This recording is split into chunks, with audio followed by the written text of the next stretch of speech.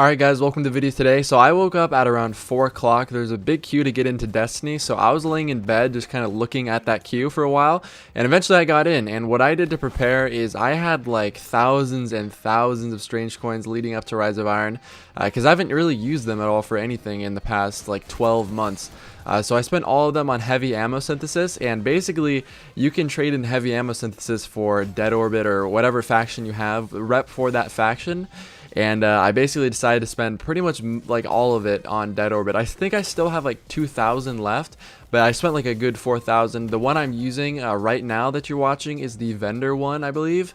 Or maybe it might be the one I have. I'll put a little thing on the top right corner of the screen to show you which one I'm using. But I have two different rolls. The vendor one has Smart Drift, CQB, Soft Ballistics, Flared Magwell, and Quick Draw.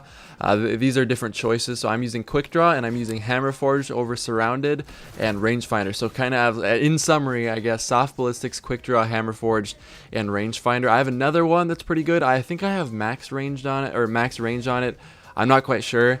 But it has Field Choke, Hand Loaded, Small Bore, and Final Round. The preferred roll, I think, in my opinion, out of like everything, would be to have Aggressive Ballistics, Hand Loaded, Hammer Forged, and Rangefinder. Final Round, obviously, is also a good choice, but I think that's kind of like the ideal roll for me.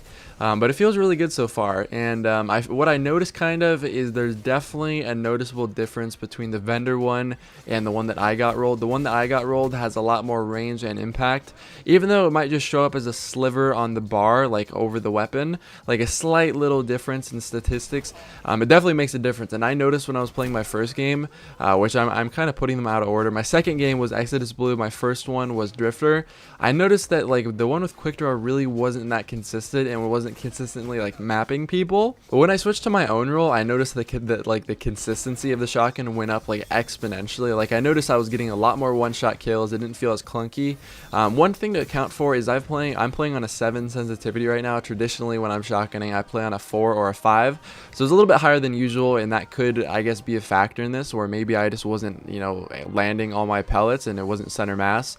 But kind of overall, I think the vendor one feels good, and it's really nice for a class like Shade Step or Night Stalker, I guess, whatever you want to call it. Basically, for Shade Step, it's really nice because coming out of Shade Step, you draw your shotgun pretty much instantly, and this is with the vendor roll, right? So it's pretty much accessible to everyone. I think if we're trying to move forward into, you know, competitive Destiny or whatever, I think having this loadout is really good. You have a rangefinder, rifled barrel, true sight, hand cannon available. Yeah, I think it's the Crucible vendor. It might be Vanguard.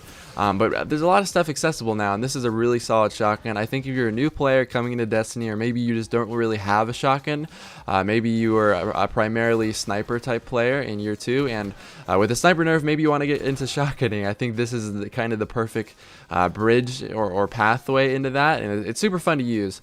And that kind of quick draw element, I think, adds a lot of fun to it. Maybe you're not going to be mapping people as far as you would with a different role, but quick draw is definitely like a very valuable perk, and you're going to notice that's a lot of fun shotgunning, and you feel a lot more fast-paced. A lot of people thought when they saw quick draw that this would take a lot of like usability and kind of make, you know, quick draw and blade dancer kind of obsolete, because shotgunning with quick draw was a really big thing ever since they nerfed shotgun handling. But the thing they did to kind of I guess balance it out is you cannot get rifled or reinforced barrel on this shotgun, so you cannot get the max range increasing perk. So rifled is increased range, slower reload, and then reinforced is increased range, lower stability. So you know, you can still get good range on it, but you can't have that whole quick draw rifled combo. So if you're looking at it from like a year 2 shotgun sort of standpoint, you're still going to get the same sort of stats. You have super high impact, a decent rate of fire, and if you want to stack them, if you have hammer forged and hand loaded along with rangefinder and aggressive ballistics, you're going to be mapping people from really far away. It's going to be around matador range from year 2 or year 1. Basically the year 1 matador, it's going to be around that range, except for obviously you can't re-roll for that additional perk, which would be knee pads in most situations. But in summary, very good, kind of inconsistent with quick draw, but if you're getting into shotgunning, I definitely recommend it. It's only 100 marks, and it's from the Dead Orbit vendor. If you can, you know, get the time to re-roll for, or not re-roll, try to get a package for a different roll, then go ahead. I think it will be worth it if you get a really good roll on it.